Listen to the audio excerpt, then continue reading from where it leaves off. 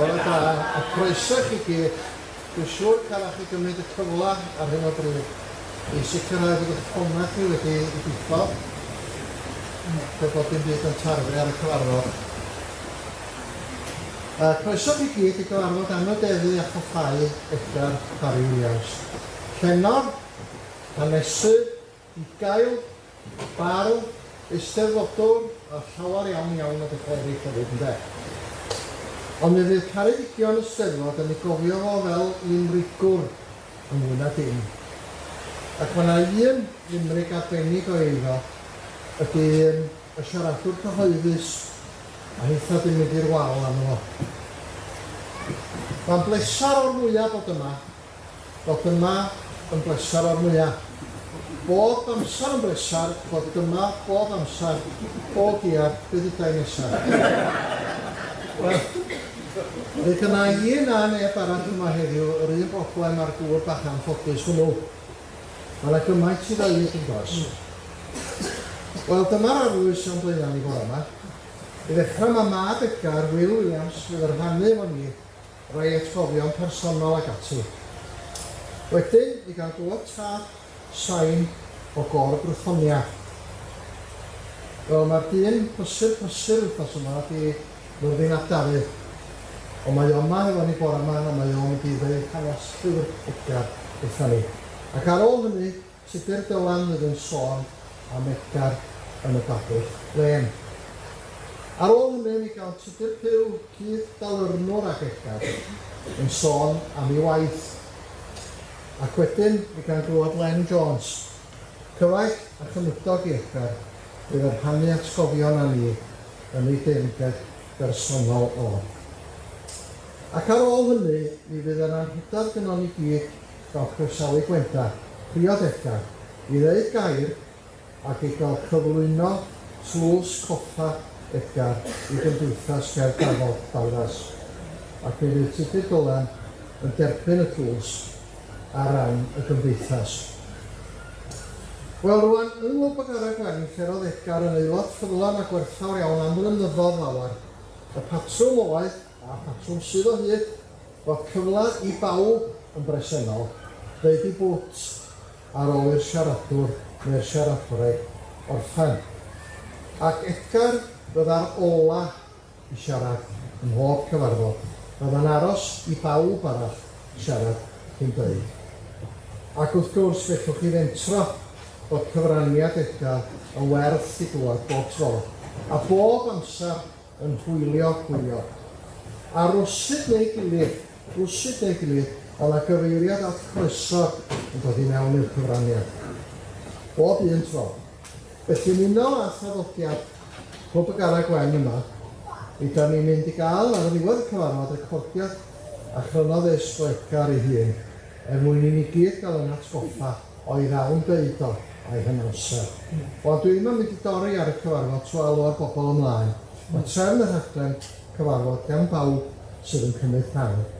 Wedyn dwi'n siŵr bod chi groeso i wyli.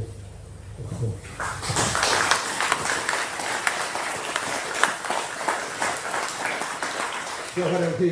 Ac ar ran y teulu, hoffwn i ddiolch i gyd am fod yma heddiw ac i Clwb y Garreg Wen am drefnu. Diolch yn fawr. Ceidwad y cwm a'i lwybra hyd i gael yr awen a'i hiwmor hyd. Castell ein hanes, dithiant ei ffydd, cawr ein teulu a gwawr ein dydd. A dyma eiria serach fy chwaer, sy'n disgrifio da i'r dim. Dyn i ddilli sgwar oedd yn had a chroesor oedd ei gynefin. Yn 40 oed cychwynnodd ar ei yrfa fel gigair, a bu'n buginio'r cwm am 10 mlynedd ar 20. Newidiodd gyfeiriad yn llwyr yn 79, a mynych i Coleg Harlech a Brifysgol, lle oedd ein gradd am y ymlaen wedyn i weithio i Gwyllgor Sir fel swyddog twristiaeth a mwynderau. So newid byd go iawn. Ond trwy hynny, oedd o flaeno'r capel croesor am 48 o flynyddoedd. Yn lywodraethwr ar ysgol croesor am 100 o flynyddoedd. Yn aelod o bwyllgor y Wylam a phwyllgor Las Ynys. Yn gasgwr rhestrau etholwyr Pwyll o'r Rothan, Yn aelod o brwd o dîm talw'r deidraeth a Maniwn o'r Mynydd ac yn aelod o Clwb y Garreg Wen. Oedd o'n un prysur. Ac wrth gwrs, oedd o'n dad i 6 o blant, oedd o'n daid i 21 ac yn hen daid i 22. Dyn prysur boesol a pharchus. Hynod o barchus, ond hyd o'ch yn meddwl nad oedd o'n mwynhau tynnu coes a chael hwyl. Oedd wrth i fod yn adrodd ac yn dweud straeon, ac oedd wedi bod yn adrodd ers 4 oed, cerdded drosodd i'n amor, oedd ddeitha ni i adrodd yn fanno. Ac oedd gyda fo'r ddawn o matab yn gyflym i gwahanol sefyllfaoedd. Ac di am rannu rai o hynny efo chi heddiw. Mae yna ryw thema yn codi, sef ceir a plismin, rwysyd, yn yr asgofion gyda i. A pan oedd Idris yn cael ei eni, mae tu ôl yn eich bell iawn di. O gyda fo'n car ar y pryd, a mi gath lyth i'r ysbyty gan person o'n gweithio fo ac ei frawd yn hyfrath, Rhaglen. A dyma nhw'n cyrraedd yr ysbyty, a yna'r ddau i fewn, a dyma y nyrs, stopiwch, tada yn unig, dyna di'r broblam, mynd a dad.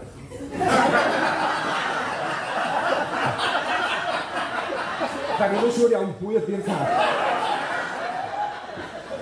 A chlywodd am ddim am hyn, tan ar ôl i ddod adra. Ac oedd hi'n methu dall pam bod y nyrsys wedi dechrau edrych yn flin ar hynny. A ryw, pan oedd o'n mynd o gwmpas yn ffermio, ryw hen fan bost o gyda fo. Yn aml.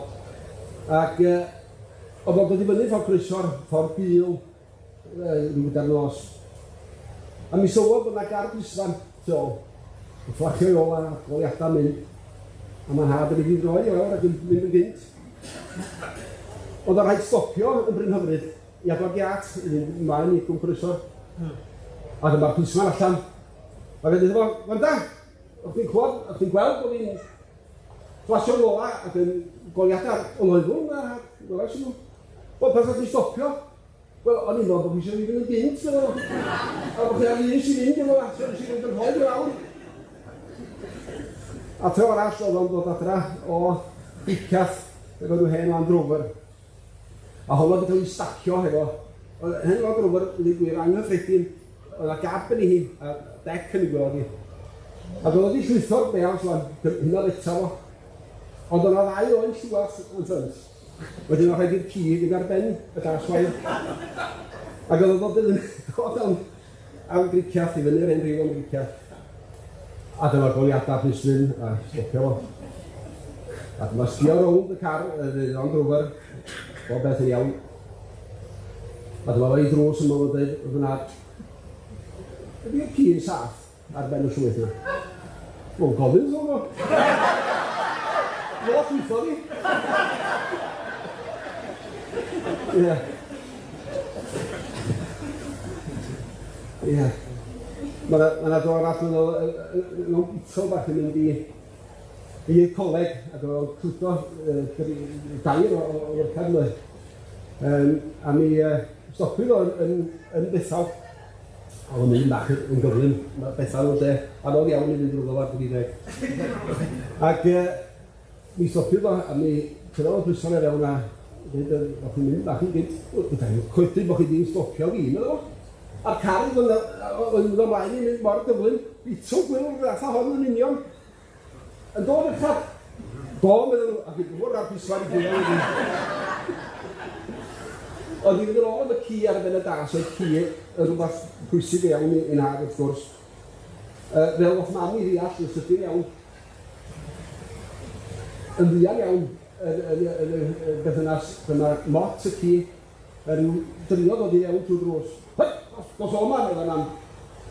Be ti'n dweud, meddwl had. Oedd mot yma o blaen di. A mi meddwl yma'r dod i, sa bod ti di.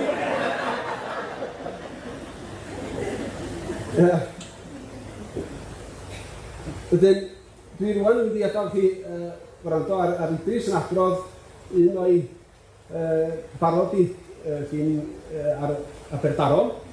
Bydd yn dod i fyny ar y sgrin. So, diolch yn iawn i chi. A wedyn mae'n cor barddoniaeth i fi.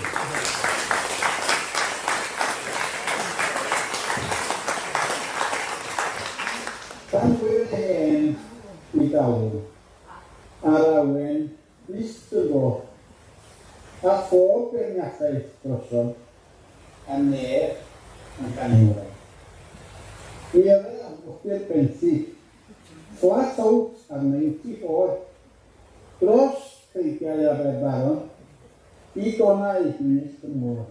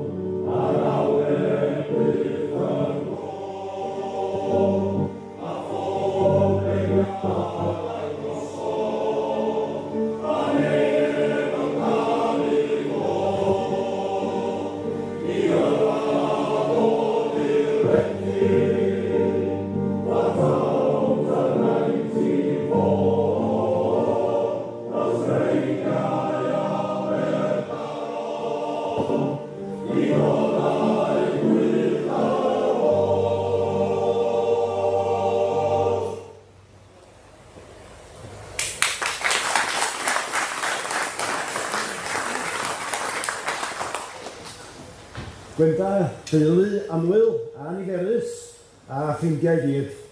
Wel, mae'n hyfryd bod yma, fel y llen llawn i gofio am Edgar. Mae rhaid mi ymddihiro fydd o'r gadael yn sydd pan o dweud ym hwt, mae'n oedd o arall ei galw. Tro gyntaf ni fynd i groeso'r, mynd yno yng nghwmni Rhinall nes i. Hogyn ffarm o Pennant, Melin y Coed, Dyffryn Conwy, oedd Rhinall i mi, ond wedi croesi'r mynyddodd i Dyffryn Conwy pan oedd o'n 10 oed. Ac wedi croesi o groesor. Ond mi oedd y teulu wedi cadw ffarm yng Nghroesor ac Edgar yn dal i weithio i David Charles, tad Rhinall yn fanno. Ac yng nghwmni Rhinall dyma gyfarfod Edgar pan o'n i'n hogyn ifanc. A'i weld o fel bugail wrth gwrs y gladwr a'r hiwmor gydag amser i lanc ifanc ac a straeon a phethau i'w cofio. A felly yn union oedd Edgar bob blwyddyn, bob tro ni gwarfod o. Oedd yr un sbarc yno fo a phan nes i gwarfod o'r tro cyntaf. Ca gair efo fo, tu allan i Baballen ar y faes y Steddfod, ar faes y Carafana, neu dros banad ar ddiwedd recordio talwn y beir. Rhyw sgwrs bwyso ar giat oedd i bob amser. Sgwrs llawn traethinab, fel da ni wedi glywed rwan gan Wil, a llygyd Edgar yn gwreichion ni ac Wen ar ei wyneb o. A'r sgwrs yn aml iawn yn arwain at ryw stori gwerth i chofio a ryw sylw diarhebol cefn gwlad llawn synwyr cyffredin. Ges i bleser mawr iawn yn gweithio ar ei gyfrol o hefo fo a chael ail fyw hwyl i Limerick ar o. Wrth fynd ar y tren drwy Prestatyn, daeth dynes i mewn efo mochyn a dweud, Lewis, 2 dicad first class, mae'r hwch isio pas at faedd Clwb. Mi oedd blas y prif yn aml iawn ar ei hiwmor o. Cael damwain front wnaeth Pavarotti, wrth gystadlu yn frwd mewn ras clwydi. Hofi yn gair yn ei len o falus iawn. Aeth ei dalent i lawr fel neidiwr yn lawr. Ond fel tenor mae nawr ar ei fyny. Mae naw wybodaeth amaethyddol yma na, siŵr o fod. Rhai uchel ei swydd fel ei gofio. Un wers wrth weld epa yn dringo. Po uchaf y bos, po fwyaf heb os, mae'n ddangos o'i dyn i'r rhai dano. Doedd hineb cefn gwlad ynddo, a rhybu'r sydd gen i archerwydd hefyd sy'n symud. Ac wrth gwrs, mi oedd y tîm arall mewn talwrn neu ymryson bob amser yn darged dilys. Un gair bach o rybydd gyfeillion, mae gwylio beirdd rheibus Caernarfon ar ôl y talyrna yn llyncu brechdana yn wir yn olygfa ddi-galon. Wrth ymyl y cloc yma chynlleth, roedd un noson roedd Plismon mewn cymbleth. Dafydd Wyn a heb bleddyn yn prancio noeth lymyn. Mae'n amser i rywun wneud rhywbeth.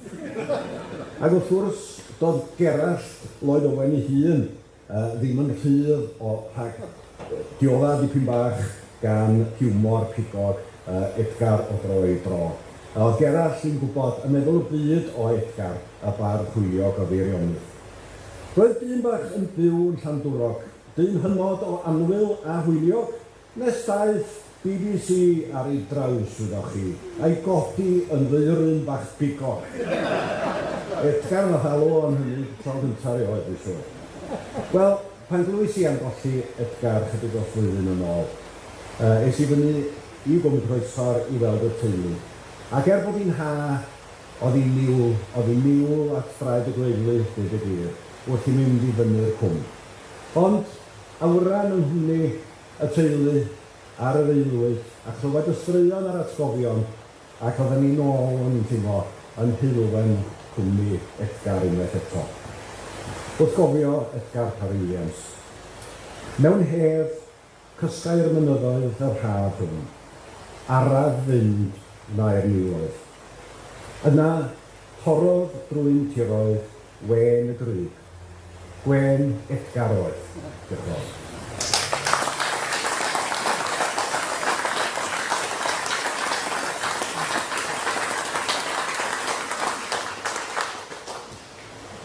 Wel ia, Edgar limrigwr.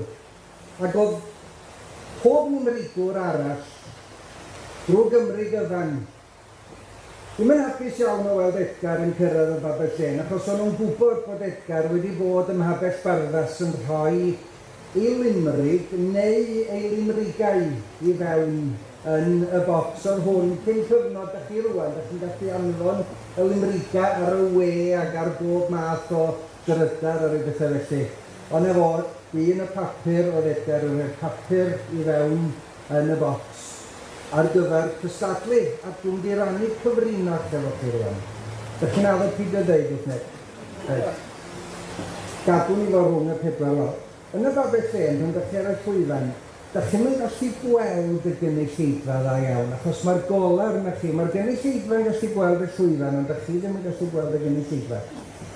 A pan oedd i ddod i'r amser, pan oedd y Deyrnged wedi gorffen beirniadu limrig neu englyn y dydd, oedd yn galw'r ffigenw ac oedd y person yn rhoi i law fy newydd.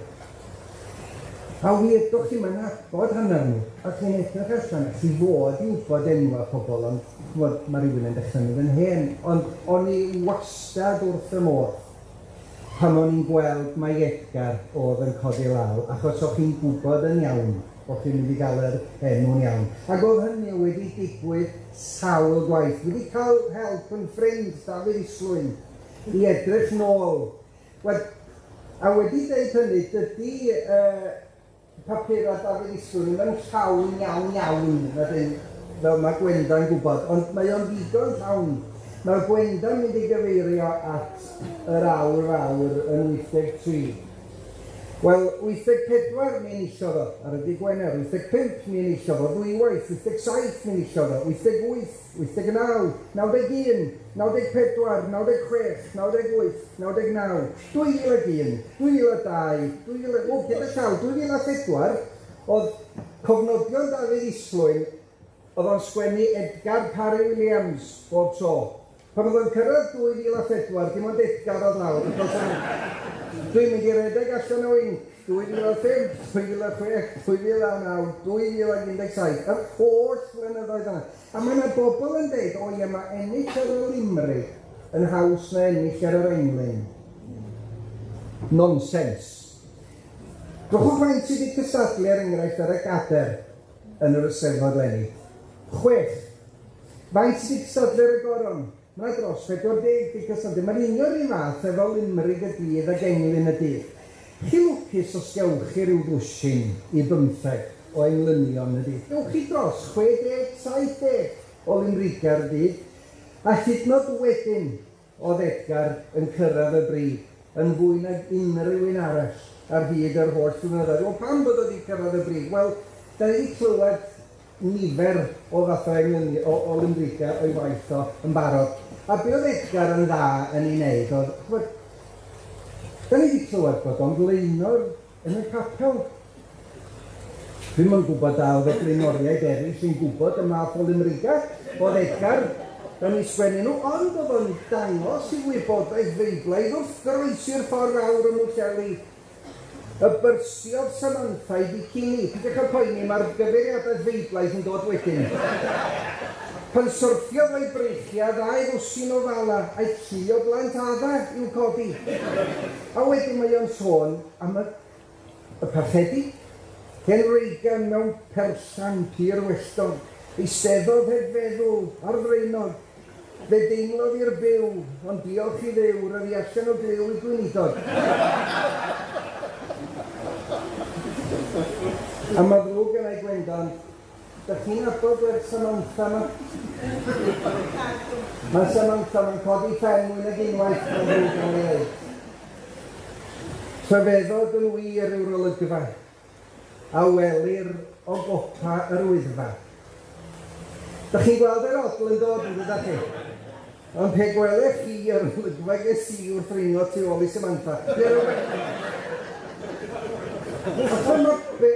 Mae beirdd wedi cael ei cyhuddo o fod yn bobl sydd ac yn siarad am golled, am dranc yr iaith ac yn y blaen. Oedd Edgar I fath, oedd o'n gwneud hynny, ond yn hollol, da ni wedi clywed am prestatyn ynghynt. Dwi'n meddwl bod gen Edgar rhywbeth yn erbyn prestatyn rhwng ar fi a fi. Daeth dagrau I lygaid y Meiryn wrth fynd ar y tren drwy Prestatyn. Mae'n dris, meddai rhoi sionydd i'r lle fel hwnna a boddi Tryweryn. Os yw rhywun o Prestatyn yma? Nag oes, iawn, da ni saff. Ond enghreifftiau, ddwy enghraifft arall. Da ni'n clywed y glaw fan hyn. A mae dŵr wedi bod yn thema bwysig yn y cadeiria yn yr Eisteddfodau yn yr ardal yma. Cerwch chi nôl, gweleni, wedi testun y gadair, llif. Cerwch chi nôl I Borthmadog, be oedd testun y gadair, Llanw a Thrai. 75, be oedd testun Afon. Be oedd testun yn 1925, cancer gwaelod. Wel, gobeithio ni fanna, ond mae chwarae teg, mae Edgar wedi mynd at yr un thema. Meddai gwraig wrth I gŵr un ben bora. Rwy'n poeni am ddynes drws nesaf.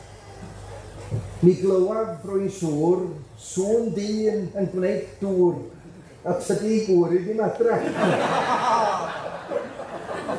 A dyma yr un ola, a gobeithio bod ni wedi cael rhyw fath o ddarllen o'r hyfrydwch mae Edgar wedi rhoi i'r babell len ar hyd y blynyddoedd. Hen wraig, pan enillodd bres lotri, brynodd 2 gladiator mawr lysdi. Un I helpu I gŵr, fynd i'r lloff I wneud dŵr. Efo'r llall, dwi'n mynd siŵr iawn be nath I.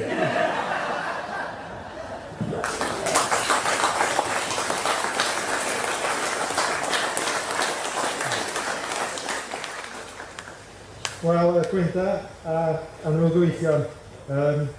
Diolch am gael y fraint o gael codi ddeud gair ym Edgar. Deidraeth, fel y gwswch chi, oedd enw greiddiol tîm Talerna yn Manion o'r Mynydd, ac mi roedd Edgar yn aelod o'r tîm greiddiol hwnnw. Ffurfiwyd yng nghanol yr 80au gan ddisgyblion o ddosbarth Cynganeddu oedd yn cael ei gynnal ar y pryd ym Mhenrhyn Deidraeth dan ofal y prifad Gerallt Lloyd Owen. A mi rydyn ni yn tueddu feddwl am Edgar fel dim ond limrigwr, ond mi roedd yn gwybod rheola'r gynghanedd yn iawn ac yn gallu cynganeddu'n iawn. A dwi'n cofio, mi roedd y wastad yna hefo rhyw syniad neu air pan oedd yr englyn ar y pryd neu'r linell ar y pryd yn cael ei chreu.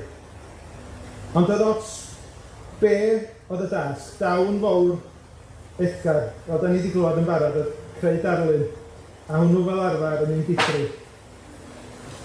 A dyma atab Edgar i'r linell gaeth i farrig oer aed am farginion, a hyn wedi cael ei osod gan Gerallt yn y dosbarth gwreiddiol hwnnw. I farrig oer aed am farginion, i geisio manna ar goesa meinion. A da ni yn dechrau gweld darllen y fanna, a mi nes i'n ffodus iawn o gael ymuno hefo'r manion yn 2011, tîm o 4 ar y pryd, sef Nia, Hywel, Cynan, Jones, Phyllis, Ifans ac wrth gwrs Edgar. A mi geisio fraint o fwynhau blynyddoedd yng Nghymru'r Cawr Addwyn, yn cael gwrando am efo mynd drwy bethau yn adrodd hanesion, dicri neu'n egluro, ystyr neu unwaith hefyd. Mi roedd o'n drysor o wybodaeth. Fes i'n teimlo chydig amser yn paratoi'r heddiw yn mynd drwy waith a wedi cael oriau o fwynhad ac yn chwerthin llon bol. Dyma nhw rhywfaint o'i limricio fo. A un peth dwi'n sylwi, mi roedd o'n mynnu cael yr ogl gyrch na i mewn rhwng y 4 uned a'r 5. Ac unwaith eto, y darluniau da yma'n dod i'r meddwl. Mewn tent ar y Mount Everest, roedd gito un noson y stormus yn swatio. Daeth ieti mawr gwyn a dweud wrth o'n llyn, rhyw 2 haf fel hyn sy'n ymwythio. Mae'n Parry ac yn gwisgo gwallt gosod, does ganddi ddim blew rwy'n gwybod, o'i choryn i'w throed, ond rwy'n dweud yn ddioed, fu blewyn erioed ar ei thafod.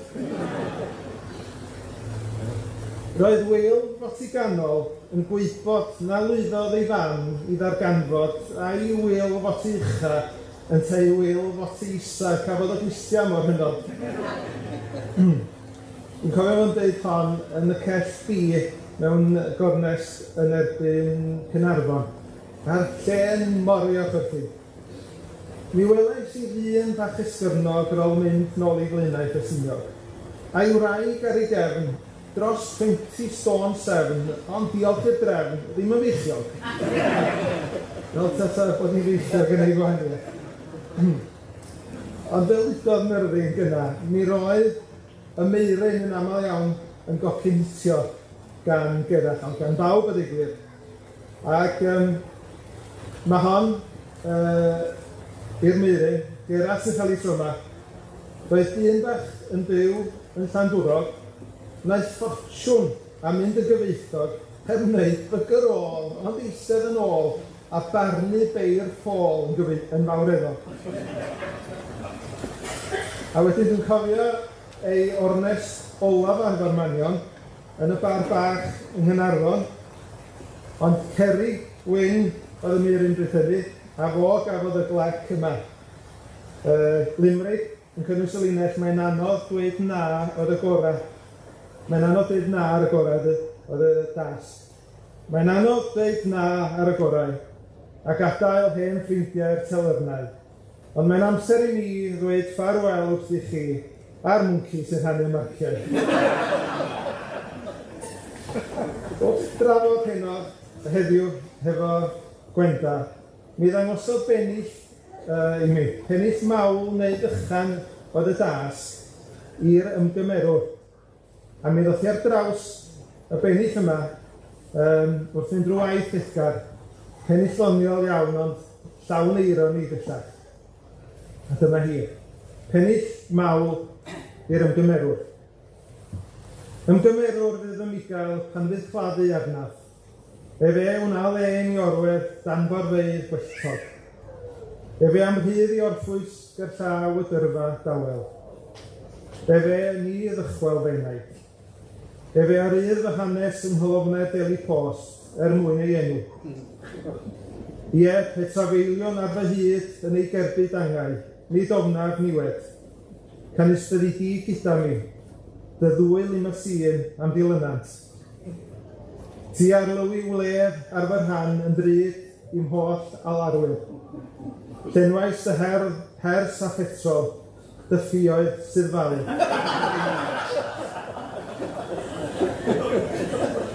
Dyfiliau di-drigaredd yn diau yn dolinant ar ddiwedd fy mywyd, a preswyliaf yn diffyg focs ffawydd yn dragwydd.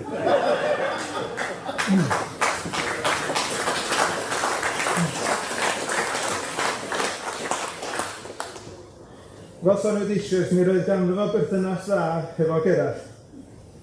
Ac un blwyddyn yn ystod y gyfres o dalyrna, mi gafwyd cyfres o gerddi naill yn ateb y llall. A mi ddechreuodd yr holl broses yma yn dilyn pennill ymson sgwennodd Edgar i'r testun wrth borth mynwent. A dyma bennill dechreuol Edgar. Pan ddaw y dydd bydd rhaid i minnau fyned, yn fydd drwy borth y fynwent yn fach. Ysgwni ddaw y meirin yn o'i adrodd, un limrig fach, o wir ddyledus bach. Ymateb Gerallt oedd mi fydd yn bleser gen i gael gwneud, ond yn yr awn nesaf cyflwyno englyn yn y talwr nesaf, gornes rhwng y penllyn a'r manion oedd yn Llanberis, a dyma'r englyn dwedodd Gerallt noson honno. Mae Edgar wedi marw o'r diwedd. Rydw i a'i weddw mewn galar, i ti garw, ac ar y ffordd i Corfu.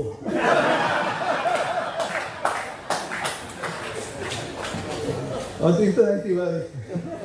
Rôl nesaf, un o'r tasgau oedd pennill coll. Llinell gyntaf yn cychwyn efo un, yr ail linell, ond wedyn ar linell ola efo ac. A mi sefyll Edgar i fyny, a dyma fo'n dweud, un grasboeth nos yn Corfu lawen, ond tan shavings fi Lloyd Owen. Yn Corfu mae lwch ar wasgar, a gogla mwg ar weddw Edgar.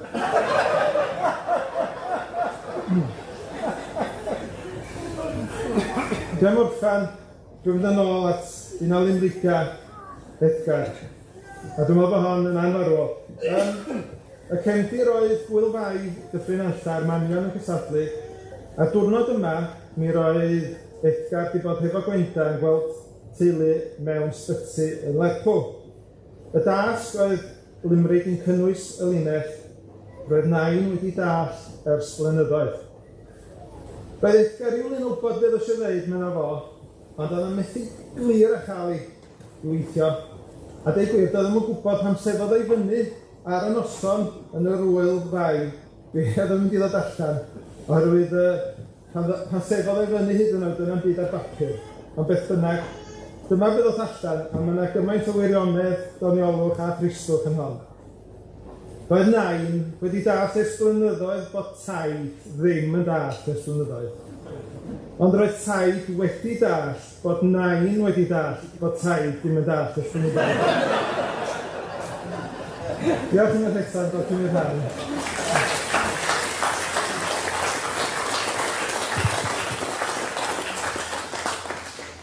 A gaina, diolch i gael am y cyfle i dweud gair bach fel hyn. Mod i'n nabod Edgar, mod i'n grwt o hodyn yn 1954 pan eithon ni groeso. Roedd i flynyddoedd lawer yn ddiweddarach pan eithon ni oedran gŵr i wir adnabod o. Fel un i wedmygu, un i'w rando arno fo, ac un i drilio amser difyr yn ei gwmni. Ambell tro roeddwn ni'n galon sgwrs o Edgar pan oedd o'n byw yn y Bryn, ger fy nghartra i, ac yn rhoi byd yn ei le. Dyma i gyfnod coleg harlach, a roedd yn rhyfeddol sut oedd Edgar yn trafod yn llawn y darlithoedd oedd yn ei gael yn fanno, gan rai fel Lewis Lloyd a Stephen Hughes. Does gen i ddim amheuaeth o gwbl, i fod wedi manfeisio'n fawr ar y cyfle gafodd o i ailafel yn y byd addysg. Wrth gwrs, fe allai fod wedi llwyddo hefyd, pe bai wedi cael y cyfle 10 mlynedd ar 20 yn hynt. Ac yn y blynyddoedd diweddarach, roeddwn i'n galw hibio ar bnawn Sul bob hyn a hyn, i weld o yn tu canol i gartra yn y pentra. Fel arfer, chael i ddim gadael y tŷ, heb iddo fo atgoffa fod mod wedi dysgu llawer y pnawn hwnnw, wrth wrando arno fo yn rhaethu. A fi na'n meddwl mai fi wedi bod yn athro ac yn brif athro. Ac mi oedd gadael yn orchwil anodd. Roedden ni'n codio'n hadar ac yn cychwyn ffarwelio, ond yn rhyw chwarter awr wedyn oedd yn cyrraedd y drws. Roedd o am ychwanegu sylw nhw ddau, neu dau, neu dri, neu bedwar, i'n golio i'n hwtach. 2 blynedd yn ôl, mi dynodd Gwendal un ohono ni'n dau. Fo yn ei gadar wrth y ffenast, fi'n a Asleison o fara brith ymlaen, fel pe fawn ni'n gwrando yn asid arno. A dyna fi hi gan Gwendal wedyn, len wrth draed Gamalio. A sawl tro arall wedi Gwendal ddod â phanad i ni, byddai panad Edgar heb ei chyffwrdd yn ei ymelo, yn tan rhy brysur efo'i stori i efo te. Yn aml, fe fyddai Edgar yn gofyn i mi fel hyn, wydda ti fod y peth ar peth, neu glywes ti erioed am hwn a hwn? Gan mai na oedd fatab i'r rhain fel arfer, roedd y fflodiart yn agor i leifuriant i wybodaeth o dŵall allan, mwyn iddo fod gair fylchau ofnadwy yn y wybodaeth. Ac oedd ganddo doreth wybodaeth am amryw byd o fyncia, a dwi'n cyflwyno sgyrsiau i fudiadau neferus fel y gwir rhai yna chi. 2 neu 4 blynedd yn ôl, dwi'n cofio gofyn iddo sut oedd o wedi ddod yn ysbyty o dan ryw lawdriniaeth neu gilydd. Cwestiwn digon syml, meddwl chi. Te hanner awr wedi un y pnawn oedd i pan ofynnau eisiau cwestiwn. Roedd te hanner awr wedi 3 dwi'n meddwl yr atab. Ond erbyn i gael yr atab, roeddwn i wedi dysgu llawer am ddirgelion dyrus, y colyddyn mawr, y pancreas a'r arenau, a sut roedden nhw'n dibynnu ar ei gilydd. Ddiwedd y pnawn hwnnw, mi allwn ni fod wedi mynd yn doctor dwi'n meddwl. Yn rhyfedd iawn, yn ei angladd o, mi glywes i morfydd sy'n eistedd fanno, i ferch yna fo, yn dweud rhywbeth tebyg i ddigwyno wrth rhywdro yn blentyn fod ganddi digyn clust poenus iawn. Yn lle cydymdeimlad parod, fe gafodd 3 thir gan ei thad am sut oedd y glust yn gweithio ac yn rhannau ohoni'n dibynnu ar ei gilydd. Dwi'n siŵr fod ei clust yn boenus wedyn. Na, doedd Edgar ddim yn un i wastraffu ei anadl ar lefaru 1 brawddeg pan oedd 100 brawddeg yn gwneud ei rhoi. Ac nid y fi oedd yr unig un i dderbyn o drosorfa i wybodaeth o. Mae yna amryw o lyfrau wedi ysgrifennu am Gwm Croesor a cam y chwareli cyfagos. Rhai o'n nhw'n Saesneg, gan awduron digon adnabyddus.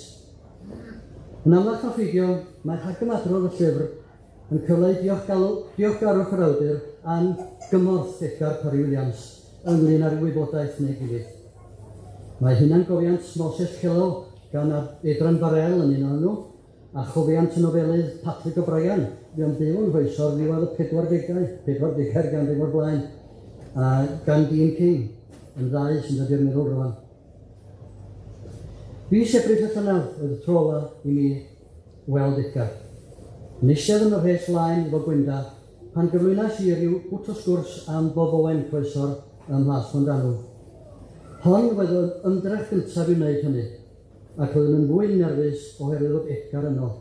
Wedi'r cyfan, roedd o wedi ei eni a'i fagu yn tu capal drws nesaf i ail y bryn, cartref Bob Owen. Ond yn rhyfeddol ar ddiwedd y sgwrs, mi gododd ac ysbryd llaw efo fi yn glonol a chanmol. Roeddwn i'n munud hwnnw yn teimlo'n dipyn o jarff, wedi dianc yn ddianaf. Yna mi wedodd, ond bitinas a ti si sôn wrth drafod y gogolon, mae cerrig o chwarael Garreg Wen a gorwyd yno i chodi hi. A dyna fo, dyna'i frawddeg olaf o wrtha i, yn edryw i mi fy anwybodaeth. A dyna di'r cwiswch mawr arall o golli Edgar. Roedd ei fynd o yn golli cof Croesor. Ddaw na neb eto fydd yn gwybod cymaint am yr hen gwm a'i drigolion, ei geau, ei gacel, ei hwyl, a'i helynt. Diolch yn cael ei nadol.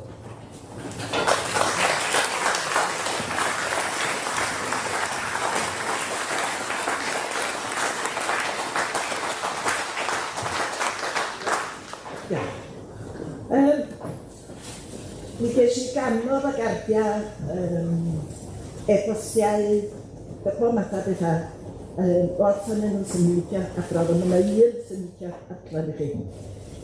Am wyl nain, gyn bethau'n ferch yna i mi res yna ni. Dim ond nodyn bach i ddweud, cymaint yn ydych chi wedi bod yn ein meddyliau ni ers colli taid.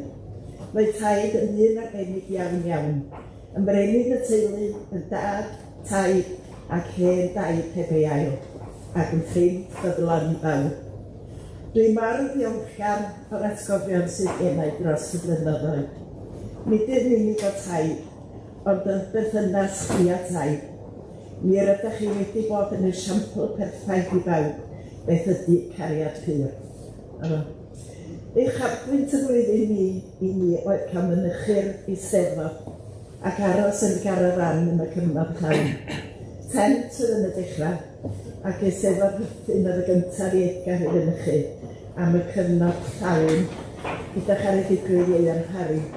A mi ges i'r un am 3 diwrnod am bod Morfydd ac Arys yn ddigon neb i helpu Nancy, mam Edgar, i edrych ar ôl ei fenga. Ar ôl hynny, pob Eisteddfod ond un. Fel amreg penblwydd priodas dechrau Gorffenna, o'n i yn brynu rhaglen y byd iddo, ac yna i wedyn tica bod dim oedd yn apelio iddo, ond ddim i fod ar draws yr amryson. A mi fydd y minnau wedi cadw set iddo fo, reit agos i'r blaen. Pan fyddai beirniadaeth Limerick y dydd yn dod a'i ymgais sy'n cael ei ddarllen, roedd yna bwniad golew ar un ar ymraid i, bwniad i Will neu Harris yna yna. Yn Llangefni 1983, pan enillodd o, pan enillodd o 4 gwaith y flwyddyn, y sefydlwyd cystadleuaeth Limerick y byd, a champ nad oes neb wedi llwyddo i'w ailadro. Er y bydd bron iddo wneud yn 87 i gynnig 7 gwaith. Diolch i waith cefnogi Dafydd Iswyn, gallaf gyhoeddi bod Edgar wedi bod yn unigol 30 o weithiau, a Dafydd yn sydd yn gwylio cofio mata ti ac yn arfer. Dyma 2 o'r Amerigau Steddfod Llangefni. Limerica, Steddfod Llangefni. Pe codent beth ddwedau y tadau, wrth weld y dynwaethi a'r dreithau. A erfyn ar ddiw roi trefn ar y ddiw, ta canodd y ddiw o'r penolaeth. Rhai bronog i'w merched y cardi, a chryfion i'w merched y cofi.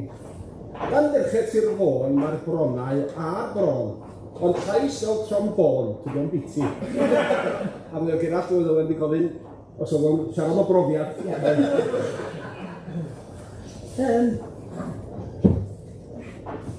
Ar ran y plant, Idris, Morfydd, Carys, Will, Sarah a Thomas, oedd am gyflwyno trws coffa Limerick yr wythnos i bernas. Plws o bren, hen uchan o Grysor, Llun Edgar yn bigilio Llun Cwmboen efo mat yn hir. Rhoddwyd y llun a'r gorslun gan gwmni o'r Eidal a'i osod ar y lechen gan Robin Hills a'i fab Llangefni. Gwnaed y gwaith coed gan Tom Fawsden Llangefni ac cherwyd y cnicht ar Mylwyn o'r lechen gan Will y mab.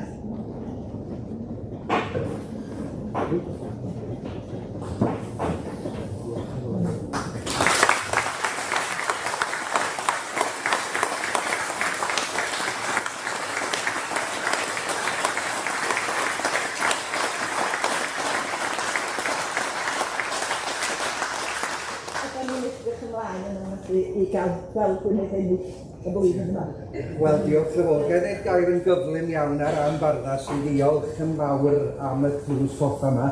Bydd yna 2 drws coffa ar gyfer Limerick ac Englyn y dydd felly. Drws coffa John Glyn ar gyfer Englyn y dydd. Ac fydd rhywun yn cael y fraint eleni o ennill drws coffa Edgar am y Limerick. Dim jyst unrhyw Limerick, cofiwch. Os ydych chi ennill dim awr, ella mae Limerick i'r Gwener fydd yn cael 1 Limerick ar gyfer yr wythnos gyfan fydd yn ennill y drws yma. A dwi'n gwybod fydd yr enillydd yn i drysori fo'n fawr. Diolch o galon.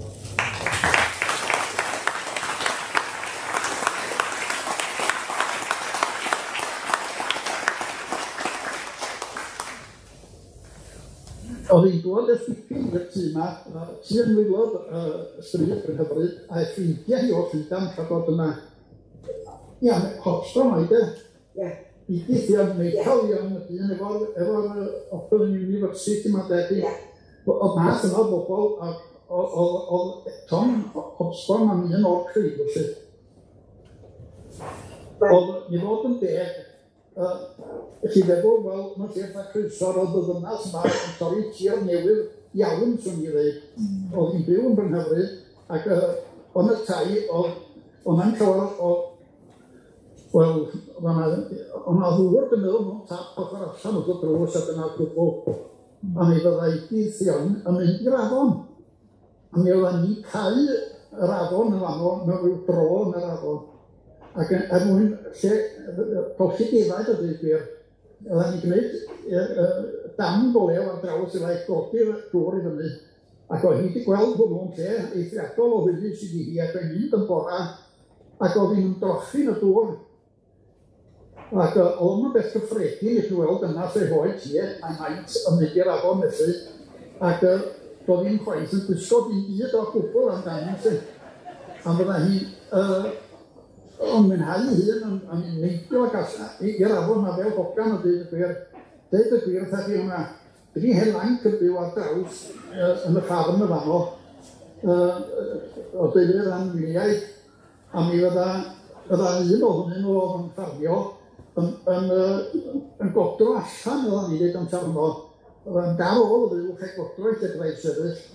Ac gyn y ddiwch, sy'n bach o ddefaint o dan y tŷ fanno, os oedd yn cael godro fanno. Pero cario'r sefyll fan beth. Ac mae'n dyma rhyw ddwrnod a weld o beth, a ni ddim sefyll y ffyn. Oedd ewn mater o'n i, bod yna ddiwch oedd yn sefyll allan yna. Wel, dwi'n gwybod, mae wedi mynd ar ddiwch i lawr at yr afon, ond mae yna yn bwydol yn godro. A dwi'n wedi meddwl mae'n lygar o rhywbeth lawr ar y sefyll. A wedyn mae'n methu'r bwcad, a dwi'n bosyn ar ôl yn byd yn y bwcad ar ôl yn godro. Cafodd hwnnw'n dwi'n afon mynd am sefyll i mi, dyma'n hen. Ac yn gweld fel oedd y pethau fel am digwydd oedd y lanwad. Ond ni amser honno, byw yn croeso'r Saeson oedd ni weld, dyna'r math o bobl. Ac wrth gwrs, port oedd y lle oedd wedyn ni yn rhywbeth syfrdanol mewn ffordd. Meddwliwch amdano ni yn cael mynd ac a bus o Garreg i port. A mynd am y tro cyntaf i weld i sinema mewn ffordd. Y hen Coliseum yn port, yn oedd y cyntaf. Ac os o'n wedi cael mynd, a ni bai caredigrwydd Annabel Ellis, Graig, Clwb y Ellis, oedd hi'n gwneud parti'r plant golyg, a byddai'n rhoi rhyw fath fel ac yn pan bod ti wedi gwneud, ond o'r achor na rhywbeth arbennig o ddiddorol i fod, a mae'n Saesneg oedd o'r gwrs. Ac o'n afos yn mynd o Llanfroddan, ac o plant Chryso'r a Llanfroddan ac yn mynd i'r sinema. A dyna'r tro gyntaf yn eistedd mewn sinema a hyfeddu at fi o'n digwydd yn oes y de. Oedd yn brofiad newydd iawn. Ac peth arall oedd yn port wrth gwrs i ni'n blant. Ac oedden ni'n meddwl bod hynny yn, wel, os oedd chi wedi cael cyfle i fynd i port, oedd e'n dod adra heb gael mynd egwyno am ei sgrin. Ac oedd hwnnw i gael dwi'n pagan wsid oedd. Ond mi gwrwson ni rwan, dechrau rhywbeth, mynd a heb, bod na fersyll yn dod i Gwernydd, a Gwernydd i fyny yn Garreg. A Garreg fydd o, a fydd yr hen bobl o gwmpas dwi'n ni feddwl, ond mae'n naturiol yn dymwy o fan dros am ben. Gelwch chi sôn amdano fo, a mae'r cerid nana yn unwaith llefydd i gyd yn dydi, yn yr ardal yna. Ond be o'n i'n dweud oedd, bod ni wedi clywed bod yna fersyll yn dod i'r Gwernydd sydd yn mlaen lle oedd y môr, wrth gwrs yn dod i fyny, a mi roedd yn edrych ymlaen nawr. Ac mi gwybod i brawd, dyn a fi'n siarad efo ffrind iddo fo, ac yn dweud, maen nhw'n dweud bod wedi cyrraedd, bod nhw'n ffrind codi'r gwersyll.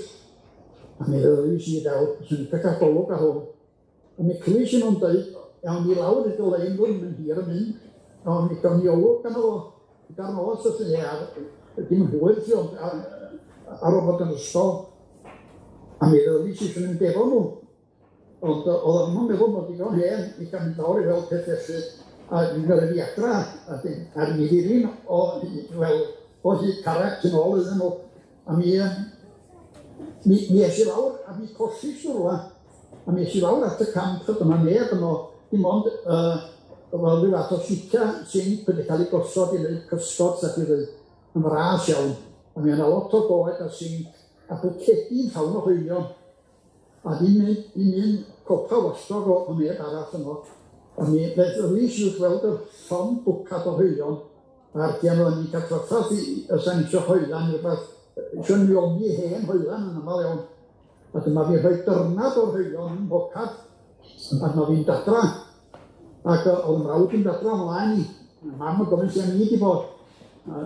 oedd wedi dweud bod i wedi bod ar ei holan nhw a bod i wedi colli nhw ond mi ffeindio mam bod i wedi bod cydad o hwylion a mi ddod ar hwylion glywm ac lle gysgrifennu ydy a dyn yr hwylion yna mewn rhywbeth sgan ar ochr silff a oedden ni'n cadw sgion nhw i ddangos mor drwg o'n wedi bod ond yn lawr eich dod ar hwylion na o'na o'r camp a dyma be oedd y camp mewn i ydyn oedd o'n agor o drws i ymylod o ffwrs y gymuned yn bastad mylod o dweud y gwir ac oedd nhw'n llwytho'r hein efo glwynion a darna o fatha canons yr hen ffasiwn ac diolch yn gwneud synwyr bod nhw'n dysgu neb yn yr amser yna i gario pethau fo'n mylod i ben mynydd ond dyna fo'n mwy dod i fyny ffordd crysor am dros yr ardd ac i lawr yn fwch Gwernog a dod i lawr yn ôl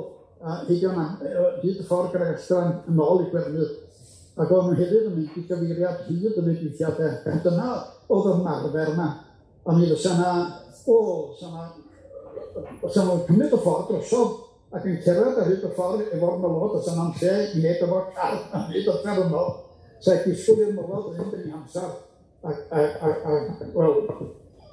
cario'r beithiau mawr trwm mas y de a mi, fyswn i'n dweud ar un aros yna'n hir mae llot llain ag o'n i wedi gymryd achos o'n i'n meddwl oedden gweld nhw bob dydd sio dros lawr yr ysgol ac oedden nhw'n pasio fyny ffordd nhw i dylein ac oedden nhw'n stopio oedden nhw'n le hwylus i gael dŵr ac oedden nhw'n mynd eistedd a panel gyda'r gwahanol sydd ac oedden nhw'n ddechrau siarad o'n i ac gyrwch na fideo mi oedden nhw wedi dysgu can i ni a wedi am roi braint fawr i gyfan ac am llygad o'r glwad i'n canu y gan ar yn i ddysgu yn safonol dim yr Indians yn o'r Gwernydd sydd Iran ac mw a dwna bwsara a daith a cwpa meren mwrne Mustafa. Ydych chi'n ddol hwnna? Ydych chi'n gweld hwn ta? Sunate Krishna o bona riti giallo Sunate Krishna.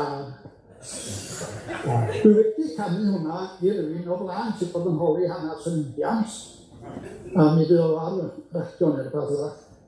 Dar nhw'n sylweddoli ffasiwn lais o gini ond dwi wedi canu i amryw o bobl wedyn da chitha wedi cael rannu yn y braint yna o'n o'r dŵad y canu. Dwi wedi patio'n digon i ddefnyddio un mwy ond ma'n ar-ein am teision o fyw nhw'n lle rydda cysod bod ni diodda'r holl ymwelwyr sy'n dod yn arwain. Mae'n bosib bod nhw'n lot ohonyn nhw wedi dod o hyd i groeso fel y lle eto yn fynd a cerad o gwmpas fel eithaf nhw mae'r lle cartro wedi bod yn norlawn am y rhan yma fy'n ar oed faswn bobl yn groeso. Diolch i chi am wrando a diolch am losio.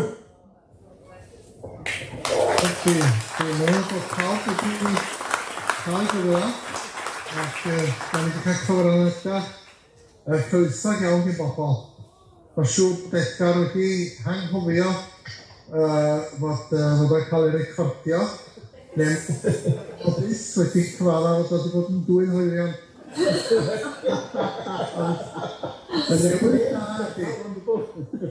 Y newid da ydi, oedd ddigon pell yn ôl, dwi'n meddwl, hwyr i'r heddlu, allan o effeithio mae'n gartio i'r carchar o groeso, dwi'n rhaid aros yma. Diolch yn fawr i chi gyd.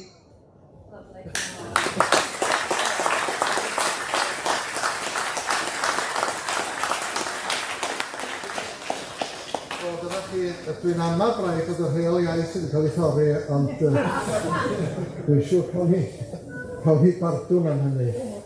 Wel, does dim yn aros bellach, ond i mi ddiolch i bawb sydd wedi cyfrannu at y noson. A cofyn arbennig at y Gwyn, Dr Gwyn Maldon sydd am ei lafer yn trefnu. Felly, dwi'n dymuno i chi gyd fwynhad a phresar gydol yr wythnos yn Eisteddfod Llun y Geirionydd o Diar. Diolch yn fawr i chi gyd.